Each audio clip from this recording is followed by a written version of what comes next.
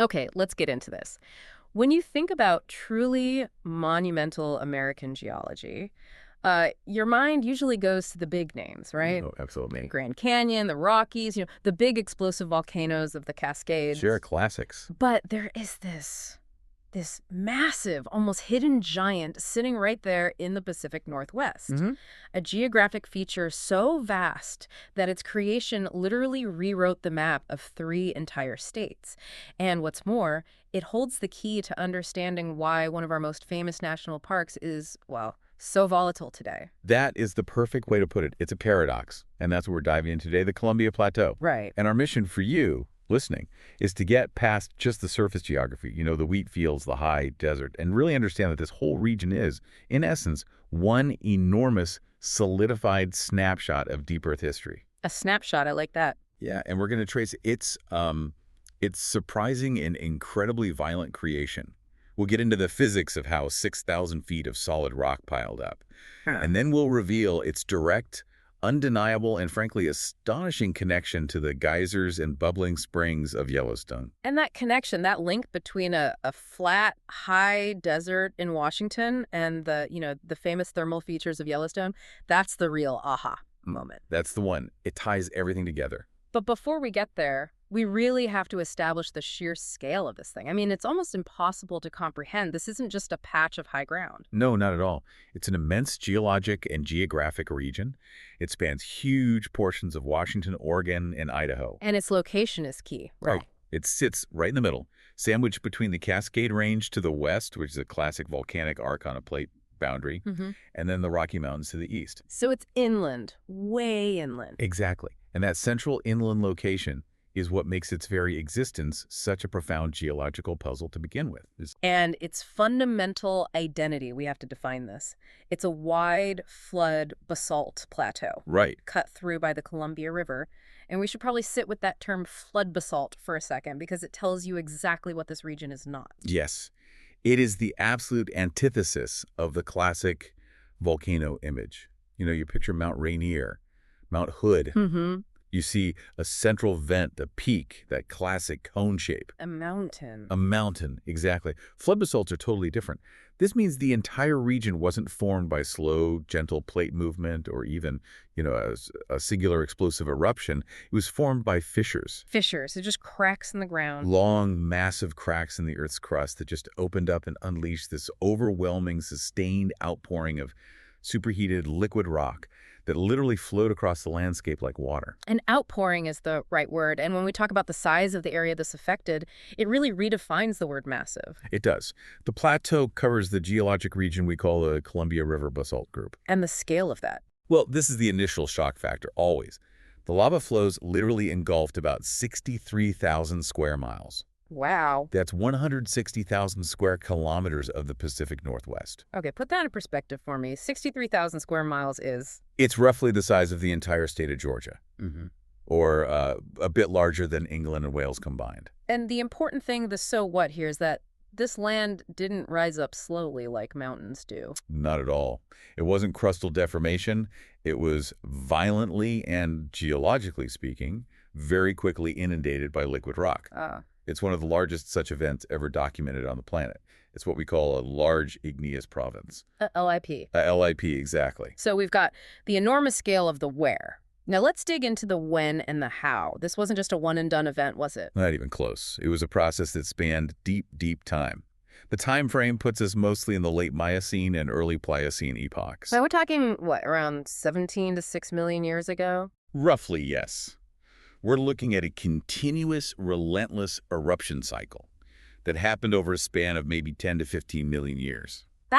In human terms, that's an eternity.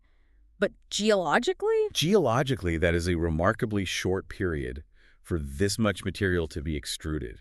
It really wasn't a slow leak. It was a sustained gusher. 10 to 15 million years of these huge fissure eruptions just flowing over the landscape, one layer on top of the next. It's hard to visualize that much sustained activity. And remember, the lava wasn't coming from a single point like a volcano. It was coming from these immense fissure systems. Imagine cracks in the earth that are tens, maybe even hundreds of miles long, just pouring out this very low viscosity, incredibly liquid basalt lava. Low viscosity, meaning it's really runny. Super runny. It could travel massive distances before it finally cooled and hardened so it didn't pile up in a cone. Right, it's spread out like pancake batter on a giant griddle. That's a great analogy. It spread out and covered pretty much everything, and the cumulative effect of all those flows is just staggering. If you were to drill down today, the final thickness of all that solidified lava reaches a maximum of more than 6,000 feet. 6,000 feet, that's over a mile deep. Over a mile of solid rock, and that's 1.8 kilometers. In some of the deepest parts of the basin, geologists think it could be closer to 10,000 feet. 10,000 feet deep. Okay, to give you another analogy, if you took the Willis Tower in Chicago, the Sears Tower, which is over 1,400 feet tall, you'd have to stack 4, maybe 5 of them on top of each other just to reach the depth of the rock foundation under parts of Washington and Oregon. That really drives it home, doesn't it? It's not a feature on the landscape. It is the landscape. It's the foundation. Exactly. And this is where it gets really interesting, because we move from just one simple, massive flow to a highly complex, readable geological record. You mean it's not just one big block of rock? Not at all. Because the eruptions happened episodically over millions of years, it created this meticulously structured record. It's made up of 7 major formations. So like layers in a cake. And these formations, I assume they tell a story. They're not just about different ages, but maybe different chemistries, different eruption styles. You've got it. The sequencing gives us the precise history of how this heat source behaved as the continent moved over it. These are the layers geologists use to date and correlate rock across the entire region. Okay, so let's walk through them. What are these 7 layers? All right, so generally from the oldest and deepest layer up to the youngest and shallowest. Number 1 is the Steens basalt. Steens. This is often considered the first big outpouring. These flows are critical because they represent the very first moment that plume of hot rock reached the base of the lithosphere. And where do you find those? Mostly in southern Oregon. Yeah. And their sheer volume points to an immediate dramatic start to all this activity. It's like the initial crack in the continental crust. Okay, what's next? After that, we have the Imnaha basalt. It's named for flows you can see near the Imnaha River, and it represents a subsequent major pulse of volcanism. You can tell it apart from the Steens flows by slightly different chemical signatures. So geologists can fingerprint these different layers. They can. And that brings us to number 3, which is really the main event, the Grand Ronde basalt. Grande Ronde, that one sounds important. Oh, it is. The Grand Ronde basalt is the single largest volume of basalt in the entire group. It accounts for an estimated 85% of the total rock volume. 85%. In one formation. 85%. Huh. This formation alone is thought to have poured out over just a few million years, which points to a period of just unimaginable heat and productivity from the mantle plume below. Wow. Okay, so that's the big one. What follows that? Then you get the picture of gorge basalt. You find this more in central Oregon, and it shows that even while the massive Grand Ronde flows were happening, there were other localized, chemically distinct eruptions going on. So multiple fissures were active. Right. Then there's the Prineville basalt, another layer named for a location in Oregon. Then number 6 is the Wanapum basalt. These flows are spread broadly across the plateau, and they often have distinct physical features, which give geologists really critical visual markers when they're mapping. And the final one, the top layer. And finally, number 7, the Saddle Mountains basalt. These are generally some of the younger flows. You find them at the very top of the stack. And what's really cool is they're sometimes interbedded with sediments. Sediments, like from rivers or lakes. Exactly. And those sediments give us clues about what the climate was like right before the volcanism finally started to die down. Let's go back to the Grand Ronde for a second. If that one formation is 85% of the entire volume, what does that tell you about the plume underneath? Was it just like an initial super gush that then tapered off? That's a great question. And yes, that is absolutely the interpretation. The enormous volume of the Grand Ronde suggests that when the plume had, you can think of it as this vast mushroom-shaped top of the mantle plume, when it first slammed into the cold, rigid North American plate. The melting was just instantaneous and incredibly productive. It's like opening a massive valve all at once. So that first deluge just created the bulk of that 6,000-foot thick stack. In a nutshell, yes. It quickly covered thousands of square miles. The flows that came after it, like the Wanapum and Saddle Mountains, were still massive by any normal standard, but they represented the activity tapering off, or maybe the heat source shifting as the plate moved. So it goes from being a geological catastrophe to a complex, layered history book. A very, very thick history book. And remember, even these 7 major formations are broken down even further by geologists into formal, informal members, and literally hundreds, if not thousands, of individual flows. Every single flow representing its own eruption event? Its own moment in time. It means for about 10 million years, the Pacific Northwest was just continually being repaved by molten rock. Okay, so that structure is now clear. 6,000 feet deep, 63,000 square miles, 7 major layers, all dominated by that incredible Grand Ronde basalt. But now we have to talk about the immediate mechanical consequence of all this. You're pouring trillions of tons of new rock onto the surface. How did the Earth's crust even handle that? This is where we get into the mechanism of subsidence. And it's a bit counterintuitive, but it's a fascinating trade-off driven by mass displacement. A trade-off. Okay. Think about it. As that huge volume of molten rock, the magma, came to the surface, it didn't just appear out of nowhere. It came from the mantle below. Right. It had to leave a space behind. It left a relative void. This rapid evacuation of material from beneath the lithosphere created a space. So instead of the surface being pushed up, which is what happens when mountains form, the opposite happened. The opposite happened. The very movement of mass from deep underground to the surface meant the crust above had its foundational support literally pulled out from under it. And at the same time, you've got the incredible weight of the new basalt flows pushing down. Precisely. That tremendous load, combined with the evacuation of the material underneath, caused the Earth's crust to gradually sink into the space left by the rising lava. So the plateau is actually a depression. It is. It's a large, slightly depressed lava plateau. It created this broad basin. The plateau is literally a depression because of the sheer volume and weight of its own creation. It's a wonderful piece of geological irony. Which means the center of the Columbia Plateau is actually a bit lower in elevation than the mountain ranges around it, even though it's covered by miles of rock. That's exactly right. It defined the entire regional topography. Now, this massive event didn't happen in a vacuum. It was interacting, often violently, with the geography that was already there. And nothing would have been more affected than the biggest feature of all the ancient Columbia River. Absolutely. The river was directly confronted by these northwesterly advancing lava flows. Remember, this basalt was incredibly liquid. It moved fast. So it didn't just go around the river valley. It didn't care about the river valley. The flow was so overwhelming it just poured right into the existing stream valleys, filling them up completely. This often forced the river to just stop flowing for a while, or scramble to find entirely new channels. It's the ultimate geological obstruction. Just imagine a river valley, and then a mile-thick layer of liquid rock pouring across it. You can imagine the steam, the explosions, as the water flashed to vapor. But that filling action wasn't just destructive, it was also critically constructive. How so? Well, when the lava finally hardened, often creating those huge, distinctive columnar basalt patterns you can see today, it formed natural dams. Oh, of course. Dams hundreds of feet high, and these natural dams backed up the water, causing these massive impoundments. They created temporary, but often really extensive lakes all across the landscape. So the flow had this incredible two-sided power.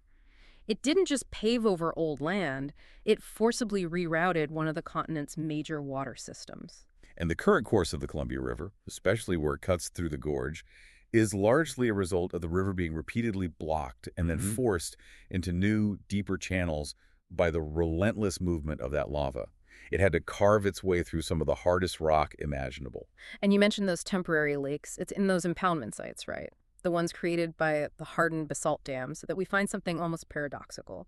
It is. We find one of the most exciting parts of the plateau's formation, the paleontological fossil record. I just find this transition phenomenal. You have this massive, destructive volcanic event that, by complete chance, creates the perfect conditions for preserving the tiny details of the life it was displacing. It's all about the conditions. When you have a calm, deep, still body of water, like a lake, and you have fine sediment-like volcanic ash or silt building up very quickly, You get a low oxygen environment. you get an anaerobic, low-energy environment.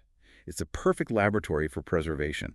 The lake beds became these incredible time capsules entombed between layers of hardened basalt. So what are we actually finding in these Miocene-era lake beds? The detail is just astonishing. We find beautiful, incredibly detailed fossil leaf impressions. From what kinds of trees? We're talking about capturing the whole flora of the Miocene. Sycamores, oaks, other trees that tell us the climate was much warmer and wetter than the semi-arid plateau we know today. These leaves would just settle to the bottom, get trapped in fine silt, and then instantly get covered by the next eruption's fine ash or the next flood's sediment, perfectly preserved. So you can literally reconstruct the ancient forests that were there right before or even during the eruption cycles. That's the goal. We also find vast quantities of petrified wood, sometimes in logs, hundreds of feet long, which speaks to just how extensive these ancient forests were. And what about smaller things? Critically, we find exquisitely preserved fossil insects. They're tiny, but they are crucial data points for understanding the precise temperature and ecology of the Miocene era. Insects, wow. And larger life. Does any animals get preserved? Yes, and this is perhaps the most compelling part: the bones of vertebrate animals. Researchers have uncovered remains of large mammals, including ancient rhinos, horses, even early camels, which were once abundant in North America. So the remains got trapped in the lake mud. Trapped in the soft mud, quickly buried, and then sealed off by the surrounding basalt.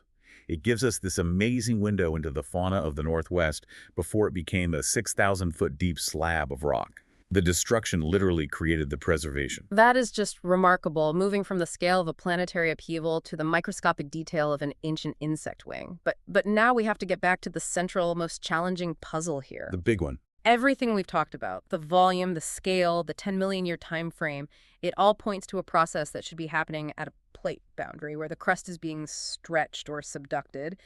But the Columbia Plateau is far inland. Hundreds of miles from the Pacific plate boundary. So how could an area so far from a plate boundary experience such an enormous outpouring of lava? That is the core geological question. It challenged scientists for decades. Tectonic theory, as it was first understood, just didn't have a clean answer for this kind of massive inland volcanism. It required thinking outside the box, or rather outside the movement of the plates themselves. The evidence was clearly suggesting some kind of concentrated, non-traditional heat source was melting rock right at the base of the lithosphere. It had to be concentrated, and it had to be persistent. So the detective work began. What is feeding this giant furnace, and why is its influence visible across such a vast linear distance? And to solve this, scientists undertook this incredible feat of geological detective work, right? Using radiometric dating. Sophisticated radiometric dating techniques. They established precise hardening dates for thousands of individual lava flows and volcanic rocks across the entire Pacific Northwest. They weren't just looking at the big picture anymore. They were looking for a pattern, a trail of evidence. And what they found was the ultimate clue. It was a temporal spatial correlation that links this inland flow to the biggest thermal anomaly in North America today. So walk us through that key discovery. What was the pattern? The key finding was just startlingly elegant. When they mapped out all the ages of the rocks, the youngest volcanic rocks, the most recently active ones, they were all clustered right near the Yellowstone Plateau in the east. Okay.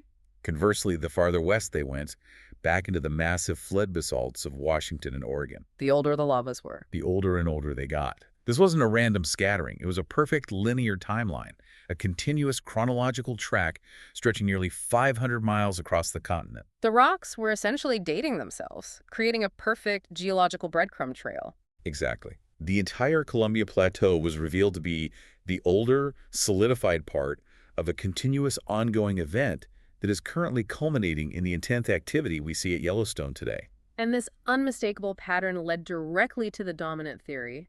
The most probable explanation: the deep mantle plume, or hotspot theory. This theory says that an extremely hot plume of deep mantle material is rising all the way to the surface right beneath the Columbia Plateau province. Now, we've heard this theory applied elsewhere. Hawaii is the classic example. Hawaii, Iceland, they're the prime examples. Massive volcanic systems that are nowhere near a major plate boundary.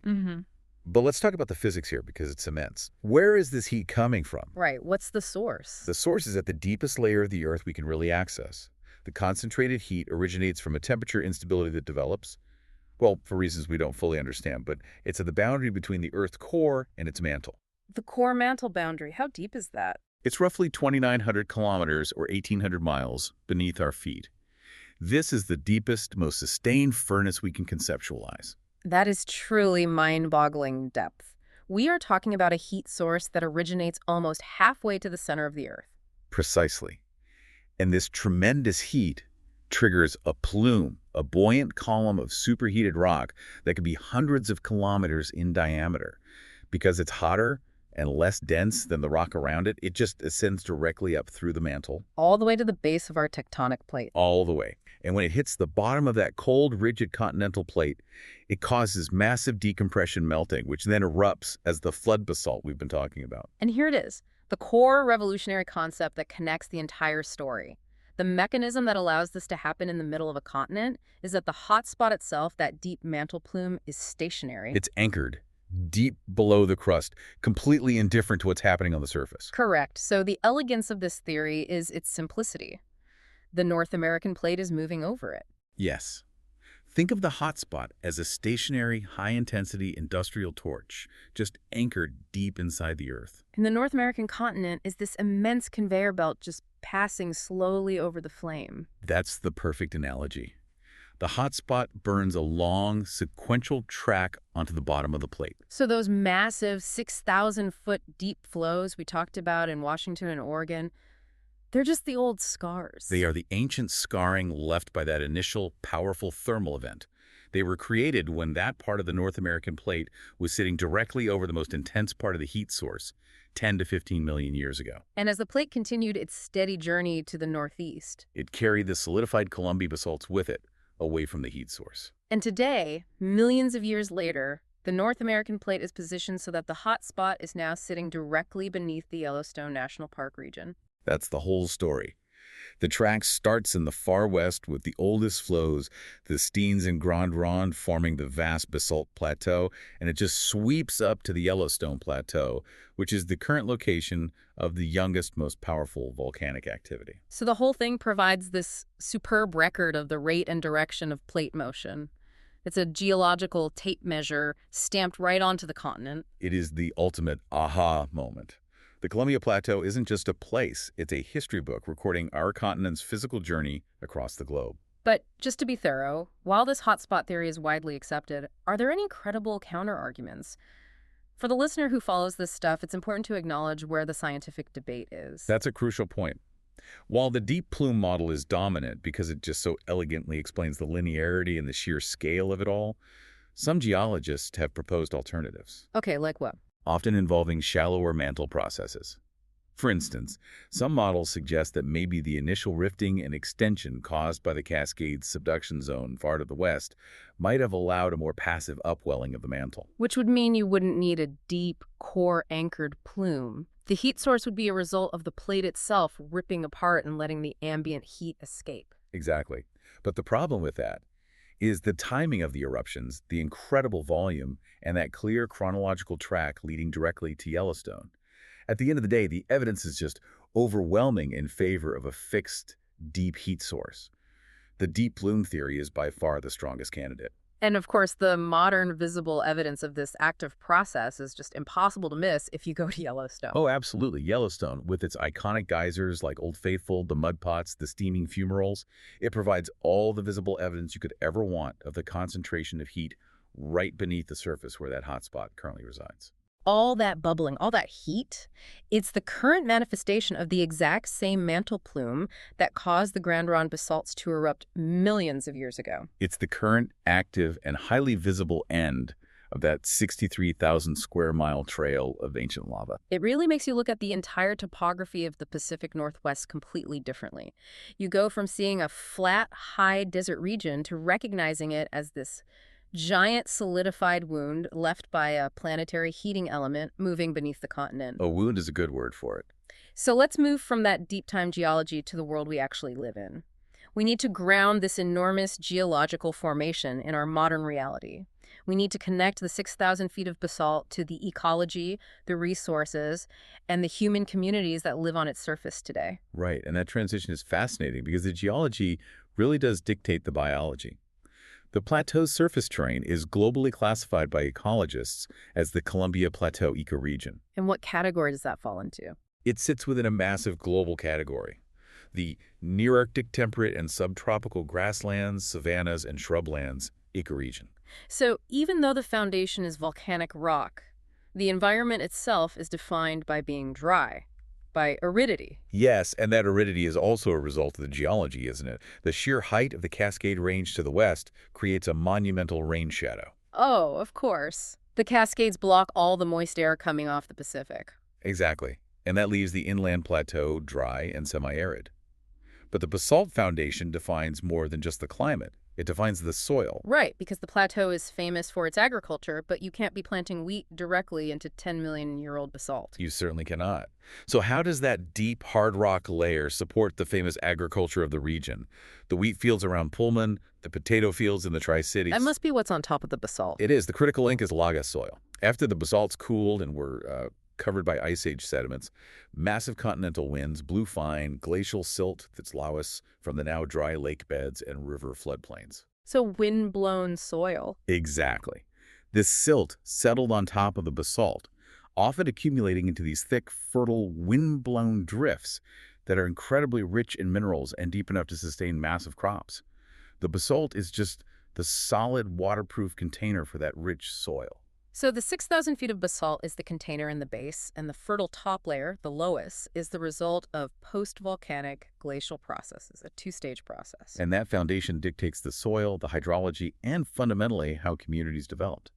It's helpful for you listening to realize that so many major population centers of the inland Northwest are literally built right on top of this dense feature, relying on its characteristics for survival. Let's make this tangible. Let's use that list of specific cities we compiled. Looking at Washington, the cities on the plateau really show the diversity of the region, but they're all tied together by that basalt foundation. Absolutely. In the eastern half of the state, you have a major urban center like Spokane, which sits on the northern fringe where the basalt meets glacial deposits. You got Yakima, known for its fruit and hops, which relies on irrigation from the plateau's resources. And then there are the Tri-Cities Pasco, Kennewick, and Richland, a crucial point where the Snake and Columbia rivers meet, where the hydrology is entirely controlled by those deep basalt layers. And don't forget the agricultural and university towns. Moses Lake, Pullman, which is famous for the Palouse Hills covered in that thick loess. Walla Walla, a famous wine region whose soil is heavily influenced by the basalt. Then Ellensburg, Colfax, Goldendale, the list goes on. And if we move south into Oregon, it's a direct extension of that same basaltic landscape. You find Pendleton, famous for its wheat, Hermiston, Hood River, where the Columbia River Gorge cuts deep into the basalt, the Dalles, Athena, and Milton Free Water. And finally, extending into Idaho, the plateau's influence is clear there too. It is. Coeur d'Alene, though it's nestled near the Rockies, it sits adjacent to the basalt flows. You have Lewiston, which is situated in a deep lava-carved canyon at the confluence of the Snake and Clearwater rivers, and Moscow, home to the University of Idaho, sitting on those same rich Palouse lower soils as Pullman. The takeaway here is that when you drive between any of these cities, you're not just crossing flat land. You're driving over an ancient, complex, 6,000-foot deep history book. The land might look flat or gently rolling, but that rolling topography is just the surface of what is essentially an enormous, solidified, oceanic-style crust sitting hundreds of miles inland. And the existence of this massive block of hard rock has created several other related regional features, especially how water has tried to, well, destroy and then utilize the work of the lava. Indeed. And the first related feature is absolutely crucial. It's the antithesis of the smooth lava flow. The channeled scablands. Scablands. These are intricately carved, often bare rock channels and deep gorges, right? Etched into the basalt surface by catastrophic glacial meltwater floods, specifically the Missoula floods. So this must have been an incredible battle between ice and fire, geologically speaking. The basalt was the immovable object, and the Missoula floods were the unstoppable force. That's a perfect way to put it. And the floods happened long after the basalt had cooled. The sheer hardness and thickness of the basalt provided this formidable canvas. So when the gigantic ice dams broke, unleashing volumes of water equal to all the world's current rivers combined, the water couldn't easily penetrate the basalt. Instead, it just stripped away the lowest soil on top and carved those huge, stark, channelized landscapes right into the solid rock below. The scablands exist because the underlying rock was so unbelievably hard. So the plateau provided the hard canvas, and the Ice Age floods were the geological chisel. Exactly, and that leads directly to the Grand Coulee, one of the most famous features of the scablands. This is a massive ancient riverbed, carved deep into the basalt by those same floodwaters. It's an enormous trench, hundreds of feet deep and miles wide. which now defines the irrigation and water systems for the whole region, including the Grand Coulee Dam. The very same. And finally, beneath all of this hard rock that resisted erosion, we find the one resource that sustains all those cities and farms: the Columbia Plateau aquifer system. This connects perfectly back to the layering you were talking about earlier. It does. Water can't flow through solid rock, Yeah. but it can flow through fractures, joints, and critically, between the separate layers of those 7 basalt formations. The way the water interacts with the cooling fractures in the sedimentary layers within the basalt determines the availability of groundwater for everyone, So the basalt is both the container and the filter for the water. making it directly linked to modern human survival and agriculture. So we have a region forged by internal heat from the Earth's core, solidified into a deep layered structure, then sculpted by massive ice age floods, and now sustaining civilization through the water trapped within its own solidified layers. It's a geological legacy that is complex far beyond what you just see on the surface. Which brings us to our final moment. We've covered the ground, literally and figuratively. Let's do a quick deep dive summary. Okay. We established the staggering scale. The Columbia Plateau is a vast, large igneous province covering 63,000 square miles. It's built from multiple formations, like the dominant Grand Rond basalt, reaching a depth of more than 6,000 feet, all piled up over a rapid 10 to 15 million years. We detailed the mechanics. The incredible weight of the lava caused the crust to subside, creating that depressed plateau, and it simultaneously rerouted the mighty Columbia River. And those resulting lava dams created temporary lakes that acted as perfect time capsules, preserving invaluable fossil records. And we reveal the scientific astonishment that this massive volcanism happened far from a plate boundary, because the plateau is the historical track left by the North American plate moving over a stationary deep earth hotspot, which is currently centered right beneath Yellowstone National Park. The entire basalt field is astonishingly a physical tape measure, documenting the rate and direction of continental drift. That's the core of it. So we understand the past, and we understand the present activity in Yellowstone. But what does this all mean for the future? We always like to end with something to mull over, a final provocative thought. Well, if we accept the evidence that the mantle plume is stationary anchored near the core mantle boundary, and that the North American plate is moving over it at a measurable clip, then the concentration of heat currently visible as the spectacular geysers and fumaroles of Yellowstone National Park is actively migrating away from its current location. It's not a question of if the activity will cease in the Yellowstone region, but when. Exactly. The current dramatic thermal activity will eventually wane and die out as the North American plate slides off that stationary plume, just as the land that is now the Columbia Plateau flowed past it 10 million years ago. So the history of the plateau isn't just a record of the past. It's a clear prediction of the future. The hotspot will inevitably begin to affect new regions farther to the east or northeast. If this geological process continues on its current trajectory, the question isn't whether the geological record will continue to be written, but what part of the continent will be next to experience the surface expression of that immense, unmoving furnace thousands of miles below. Will we see new flood basalts erupting in, say, Montana? Or maybe even farther east, millions of years from now, starting the entire process all over again? The legacy of heat continues to write its story across the continent, reminding us that no landscape, no matter how settled, is truly fixed in time.